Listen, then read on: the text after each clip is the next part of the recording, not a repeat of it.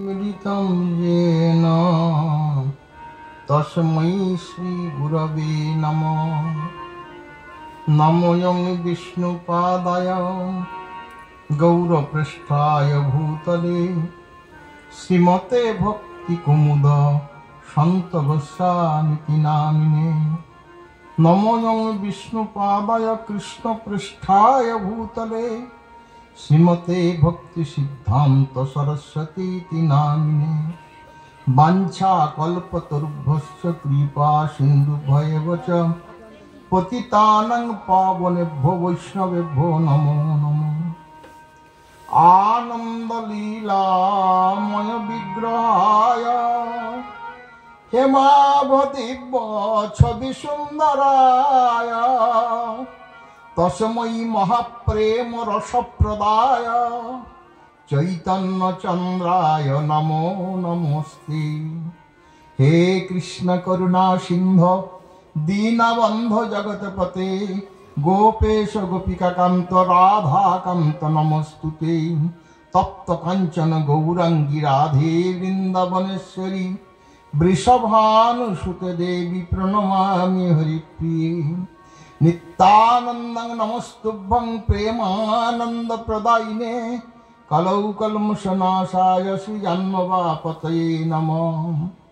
वृन्दावै तुलसीदेव वै प्रिया वै केशवस्य च विष्णुभक्तिप्रदे देवी सत्यवत्यै नमो नमः।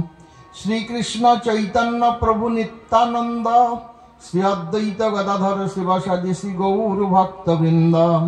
हरे कृष्ण कृष्ण कृष्ण हरे हरे, हरे राम राम राम हरे हरे। सर्वत्री अस्मदीय गुरुपाद पद्म नित्यलीला प्रविष्ट विष्णुपाद परमहंस सुश्रीमद भक्तिकुमुद संत गोस्वामी गुरु महाराजेर आतुल चरणे आमार श्रद्धार्घ्य जानिए तार अहित कृपा प्रार्थना करी। तत्पश्चात परम गुरुपाद पद्म नित्यलीला प्रविष्ट विष्णुपाद परमहंस सुश्रीमद भक्ति सिद्धांत सरस्वती गोस्वामी ठाकुर प्रभुपादेर रातुल चरणे श्रद्धार्घ्य जानिए तार अहित कृपा प्रार्थना करी। मंच उपविष्ट आचार्य देवगण पूज्यपाद सन्यासीगण वैष्णववृंद सकलेर श्रीचरणे साष्टांग दंडवत प्रणति जानिए सकलेर कृपाकना प्रार्थना करी। उपस्थित भगवत कथा श्रवण पिपासु सज्जन मंडली स्नेहमयी मातृमंडली श्री चैतन्य आश्रम प्रचार विभाग कर्तृपक्षेर तरफ थेके सबाइके जानाच्छि यथायोग्य अभिवादन।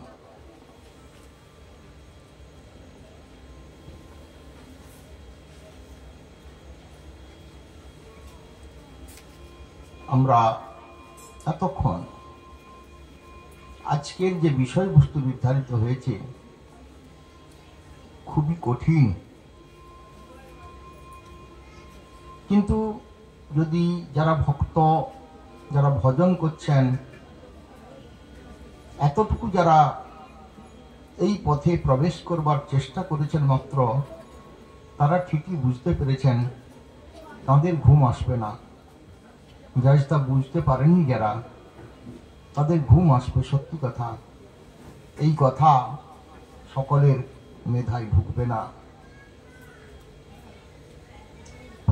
আমরা অধিক রাত্রি আমাকেও কলকাতা ফিরতে হবে, খুবই অসুস্থ, কয়েকদিন বিছানাতেই ছিলাম। এনার আকর্ষণে কয়েক বছর ধরে আসি সেটা হয় না। একটা ডেটও করা হয়েছিল, সেই ডেটেও আসতে পারিনি। এই ডেটটা পরবর্তী ডেটটা আজ নির্ধারণ করা হলো, বাধ্য হয়ে আসতে হয়েছে। যাই হোক, তদ্দিন দুর্দিনং মন্যে মেঘাচ্ছন্ন ন দুর্দিনম যদ্দিন কৃষ্ণ সংলাপ কথা পীযুষ বর্ধিতম। যেদিন গৃহে ভজন দেখি গৃহেতে গোলক ভাই। আজকে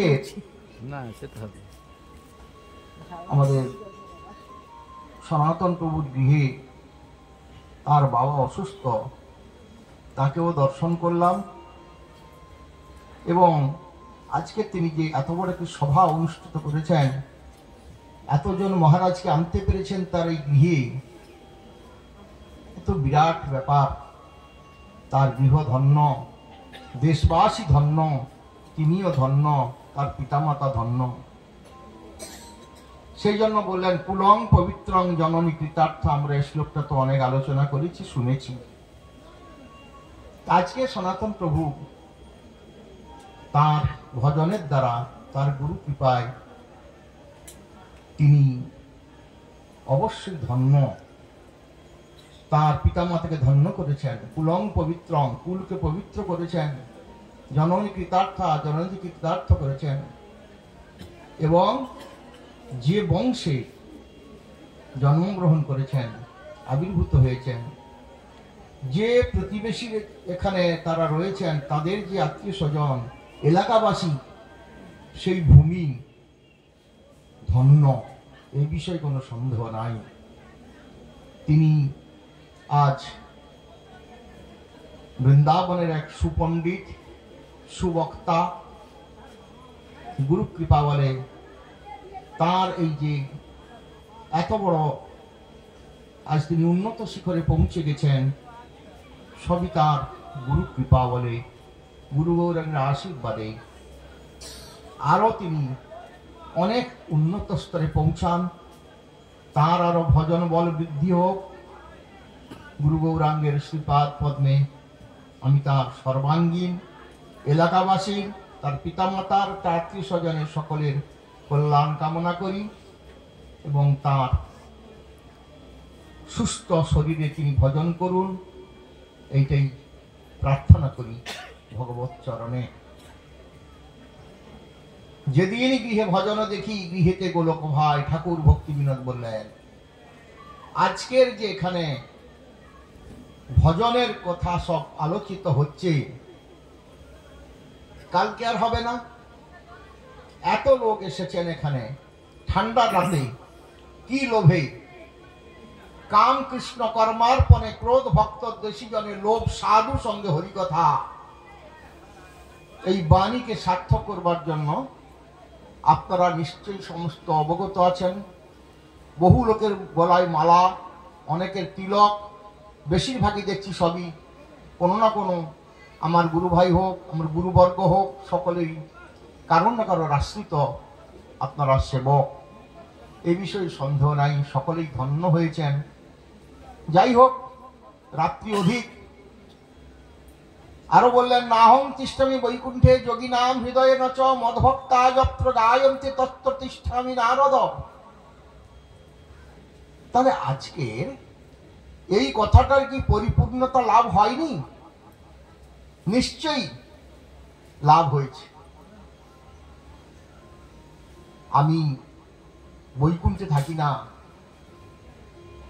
আমি যোগীগণের হৃদয়ে থাকি না, বৈকুণ্ঠে থাকি না।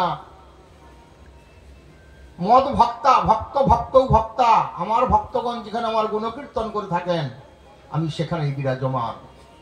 আজকে সনাতন প্রভুর গৃহ, এটা কি বৈকুণ্ঠ সদৃশ, গোলক সদৃশ হয়নি? নিতাই গৌরী প্রেমানন্দে হরি বল। এই ব্রজধামে বসে আমরা মহারাজগণের সামনে আলোকিত করে আছেন এই মঞ্চ। মহারাজগণ তারা কত দূর থেকে কত কষ্ট করে কেন এসেছেন? সনাতন প্রভুর গৃহে ভালো ভালো প্রসাদ পাবেন, কিছু ভেট সিদা নেবেন, এই আশায় কি? এই আশায় না, দেওয়ার জন্য এসেছেন তারা, দেওয়ার জন্যই তারা জগতে আবির্ভূত হয়েছেন, তাই তারা কষ্ট করে এসেছেন আজকে আপনাদের সম্মুখে। যে শ্লোকটি আলোচনা হচ্ছিল, সবই পুংসাং পরধর্ম যত ভক্তির অধক সজে প্রতিহতা জয়াত্মা সুপ্রসুদতি, এই শ্লোকটি মহারাজগণ রয়েছেন, এটি বিশদভাবে যতটুকু পারেন তারা আলোকপাত করবেন, এটাই অনুরোধ রাখবো। ধর্মের পথ সতত কণ্টক কীর্ণ করিয়াছেন বিধি, সর্বজন তাহে নারে প্রবেশিতে, কেহ বা অর্ধপদ যাই হয় পশ্চাৎ পদ, কেহ বা সম্মুখেই দেখে কণ্টকের বন। ধর্মের যে পথ, সকলে সেখানে প্রবেশ করতে পারছে না, বিধি সেখানে কণ্টকাকীর্ণ করে রেখেছেন। এত সহজ নয়, কত জন্মের সৌভাগ্য স্বীকৃতি থাকলে তবে এই পথে আসা যায়। ধর্মের পথ সতত কণ্টকীর্ণ করিয়াছেন বিধি, সর্বজন তাহে নারে প্রবেশিতে। কেউ অর্ধপর্যায় হয় পশ্চাৎপদ, কেউ অর্ধেক গিয়ে পিছিয়ে এলো। এত জ্বালা, এত যন্ত্রণা, ভোরে উঠতে হবে, মঙ্গলারতি করতে হবে, চন্দন ঘুরতে হবে, স্নান করতে হবে, ঠাকুরের পূজা করতে হবে, বৈষ্ণবের সেবা করতে হবে। বাবা এত সব তো পারবো না, অর্ধেক গিয়ে পিছিয়ে এলো। আর কেহ বা সম্মুখেই দেখে কণ্টকের বন, এ তো অর্ধেক পারলো না আর পিছিয়ে এলো। কেউ সামনেই দেখলো কাটা, ওরে বাবা এত কষ্ট, আমি ভিতরে প্রবেশই করব না। তার মানে তার সুযোগ, সৌভাগ্য, স্বীকৃতি লাভ হয়নি জীবনে। তাকে অনেক কাঠখড় পোড়াতে হবে এই পথে আসতে গেলে। অত সোজা নয়, সকলের হবে না, সেইটাই বললেন। বালকের ধর্ম সরলতা, সারল্য, নারীর ধর্ম পতিব্রতা। অগ্নির ধর্ম দাহিকা শক্তি, দহন করে সে যা দেই সব খেয়ে নেয়। জলের ধর্ম নিম্নগাত, তরল, তারল্য। জলের সূত্র কি H2O, যে পাত্রে তাকে রাখাবো সেই পাত্রে আকার ধারণ করে। স্বাদহীন, গন্ধহীন, আকারহীন, বর্ণহীন, স্বচ্ছ তরল পদার্থ, তার নামই জল। তাহলে কখনো কখনো দেখা যাচ্ছে সেটা এই ঠান্ডায় বরফ জমছে, আবার অগ্নিস্পর্শ হলে বায়বীয় হয়ে যাচ্ছে, তাহলে কঠিন। আবার কখনো কখনো সূর্যের তাপে জল গলে যাচ্ছে, তাহলে কঠিন, তরল, বায়বীয়। এই যে জলের অবস্থাটা, আমরাও মানুষ, আমরা ভগবানের ভজন করবার জন্য জগতে এসেছিলাম, কিন্তু মায়ার সংস্পর্শে পড়ে আমাদের সমস্ত হারিয়ে গেছে। যেই মুহূর্তে মাতৃগর্ভ থেকে আমরা উদ্ধার লাভ করে গেলাম, ভগবানকে কথা দিয়েছিলাম ভজন করব, তখনই ট্যা করে যে কেঁদে উঠে, ওটা কি বলছে, ভুয়াটা বা ধোঁয়া, মানে ওইখানকার কথা ওইখানে শেষ হয়ে গেছে, সৌবাদ্য। এত সব চাকচিক্য জগতের এইসব উপভোগ করবো না, তোমার নাম করবো সৌবাদ্য, যা বলেছি বলে ভুলে যাও।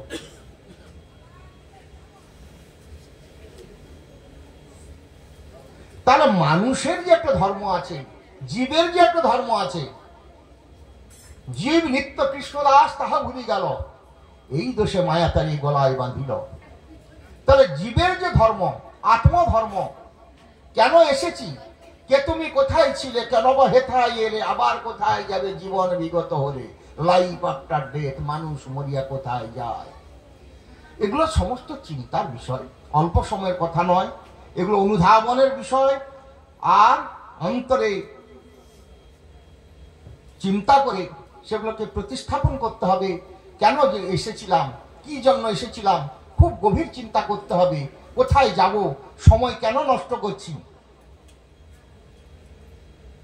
কোথা শান্তি সংসারে বৃথা অন্বেষণ, কেন জীব শান্তি আসে ভ্রমিছ সদা, শান্তি কোথা পাবে জীব এ যে শুষ্ক ধরা, বিষাদ কালিমা মাখা এই বসুন্ধরা। কোথায় শান্তি তাহলে, যেখানে স্নিগ্ধ শীতল শ্যামল প্রেম তরুর ছায়া বেষ্টিত রসাল নন্দন কানন, যেখানে চির শান্তি চির আনন্দ বিরাজমান, সেই কৃষ্ণচন্দ্র ভগবান গৌর সুন্দর, তাদের চরণে কখনো যদি আশ্রয় নিতে পারি গুরু কৃপা বলে, তখন আমাদের চির শান্তি পরমানন্দ নিত্যানন্দ লাভ হবে, এ বিষয়ে কোনো সন্দেহ নাই। একটা ছোট্ট উপমা দিচ্ছি। এক রাজা, তিনি রাজার গুরুদেবের আশ্রমে বসে বসে ভাগবত কথা শ্রবণ করছেন। এমন সময় হঠাৎ দেখা গেল, কাছেই রাজবাড়ি দেখা যাচ্ছে, রাজবাড়িতে আগুন ধরে গেছে। তখন কিছুক্ষণ পূর্বে গুরুগৃহে যারা থাকতেন, তদ্বিজ্ঞানার্থম স্বগুরু মেবে বিগচ্ছে, পরমার্থ বিদ্যা লাভার্থায় ছাত্র যত্র তিষ্ঠতি সহজে মঠ। পরমার্থ বিদ্যা লাভ করবার জন্য ছাত্রগণ সেই গুরুগৃহে অবস্থান করতেন, পরমার্থ বিদ্যা লাভ করতেন। তারা এতক্ষণ বসে বসে গুরুদেবের কাছে ভাগবত কথা, তত্ত্ব কথা শ্রবণ করছিলেন, কিন্তু মাঝে মাঝে নাক ছিটকাচ্ছিলেন। ওই বিষয় রাজা বসে বসে তাদের সঙ্গে হরিকথা শুনছে, এটা তার গায়ে সহ্য হচ্ছে না। আমরা ত্যাগী ব্রহ্মচারী, আমরা লাল কাপড়, আমরা এতক্ষণ বসে বসে শুনছি, উনিও শুনছেন আমাদের সঙ্গে, এটা তার অসুবিধা মনে হচ্ছিল। এবারে বিধাতার চক্রক্রমে রাজবাড়িতে আগুন লেগে গেল। রাজা বসে বসে দেখছেন, একবার দেখে মুখ ঘুরিয়ে নিলেন। ছাত্রগণ যারা এতক্ষণ নাক ছিটকাচ্ছিল তারা ছুটে গেল, কাপড় সুপড় পুড়ে যাবে, হয়তো কৌপিন টৌপিন সব পুড়ে যাবে, সব উদ্ধার করতে যাই, সব উঠে গেল। গুরুদেব স্বাভাবিকভাবে একার জন্য আর হরিকথা বললেন না, চুপচাপ একটু বিরতি দিলেন। কিছুক্ষণ পরে আবার ছাত্রগণ এসে বসল, গুরুদেব আবার হরিকথা আরম্ভ করলেন। তখন গুরুদেব বলছেন, হে রাজন, একটা প্রশ্ন করি, তোমার রাজ্য, রাজকন্যা, রাজত্ব, হাতি ঘোড়া, কত কিছু, রাজকন্যা, রাজা, রাজপুত্র, কোথায় সব কি হয়ে গেল অগ্নিতে, তুমি এখানে নির্বিকার চুপচাপ বসে আছো, এ কি তোমার কারবার, এ কি তোমার কথাবার্তা, এ তো ঠিক হচ্ছে না, তোমার ব্যাপারটা কি, ব্যাপারটা খুলে বলো তো। তখন ব্রহ্মচারীরা চুপচাপ বসে আছে। এ কি কাণ্ড, আমরা ছুটে গেলাম আমাদের কাপড় চোপড় রক্ষা করবার জন্য, রাজা বসে আছে, রাজবাড়ি পুড়ে যাচ্ছে, কি উত্তরটা দেয়? তখন বলছেন, গুরুদেব, আমি রাজা, আবার যদি ভেড়া পেটাই অনেক রাজকন্যা আমার কপালে জুটে যাবে, তাহলে আবার আমার রাজকন্যা, আমার রাজপুত্র আবার জন্মাবে, হাতি ঘোড়া আবার এসে যাবে, রাজকোষ আবার পরিপূর্ণ হয়ে যাবে, আমি তো রাজা, সমস্ত কিছু পরিপূর্ণ হয়ে যাবে। কিন্তু আমি যে এতক্ষণ বসে বসে একাগ্র চিত্তে আপনার কাছে ভগবত কথা, ভগবানের কথা, মধুর কথা আপনার শ্রীমুখ থেকে এতক্ষণ শ্রবণ করছিলাম, এইটার থেকে এতক্ষণ এইটুকু সময় বিরতি বঞ্চিত হলাম, এই যে অভাব, অপূরণীয় ক্ষতি, এটা তো আর কোনোদিন ফিরে আসবে না। গুরুদেব, কত বড় গভীর জ্ঞানের কথা, কত বড় গভীর জ্ঞান। ব্রহ্মচার্য সমস্ত স্তম্ভিত হয়ে গেলেন রাজার এই আচরণে। সেখানে বলছেন যে গৃহী হইলেও তারা ছোট নয়, লাল কাপড় ব্রহ্মচারী হলেই যে বড়, মহারাজ হলেই যে বড়, মঠে আছি বলেই যে সে বিরাট কিছু না। গৃহীর মধ্যে এমন ভক্ত সব রয়েছেন, এমন সাধু রয়েছেন গৃহীর মধ্যে, আদর্শ গৃহী, তারা মহাজের ঘাড়ে চেপে চলে যাবেন। আর ৬৬ বছর ঘরের বাইরে বহু দেখেছি, বহু ভক্ত রয়েছেন এরকম। যদি তা না হবে তাহলে শ্রীমদ্ ভাগবতে যেখানে ভগবানের কথা থাকবে, সেখানে অম্বরীশ মহারাজ, প্রহ্লাদ মহারাজ, পৃথু মহারাজ, বিষয় রাজা, তারা রাজ্য পরিচালনা করেন, রাজকোষ পরিচালনা করেন, রাজভোগ উপভোগ করেন, এক কথায় তারা শ্রীমদ্ ভাগবতে স্থান পেলেন। গ্রন্থ ভাগবত, শ্রীমদ্ ভাগবতের মহামিলন, গ্রন্থ ভাগবত, ভক্ত ভাগবতের মহামিলন শ্রীমদ্ ভাগবত। কত বড় আদর্শের কথা। গৃহী হও, কৃষ্ণের সংসার করো, ছাড়িও না চার। গৃহস্থ হতে না করছেন না, তাহলে গৃহী হয়ে তারা কত বড় ত্যাগী, সমস্ত শরীরের অঙ্গ প্রত্যঙ্গ ভগবানের সেবায় নিয়োজিত করেছিলেন, তাই না তারা ভগবানের কাছে ভাগবতের স্থান পেয়ে গেলেন। অতএব হে ভক্তগণ, হে সুধী ভক্তগণ, অতএব মায়ামোহ ছাড়ি বুদ্ধিমান, নিত্য তত্ত্ব কৃষ্ণ ভক্তি করুণ সন্ধান। দানবিক না হয়ে মানবিক হও, হারমাদ না হয়ে হার্দিক হও, শান্তি পাও, শান্তি দাও, পরাশান্তি, নিত্যানন্দ পরানন্দ অনুভব করো, আনন্দ করো। যে ভারতের বুকে গঙ্গা, যমুনা, নর্মদা, সিন্ধু, কাবেরী, বেদ, বেদান্ত, উপনিষদ, গীতা, ভাগবত, মৎস্য, কুর্ম, বরাহ, নৃসিংহ, বামন সমস্ত ভারতের বুকেই। তাই কবিগুরুর ভাষায় এই ভারতের মহামানবের সাগর তীরে মহান ভারতবর্ষ কলিহত জীবের জন্য মহাপ্রভু হরিনাম প্রচার করে গেলেন।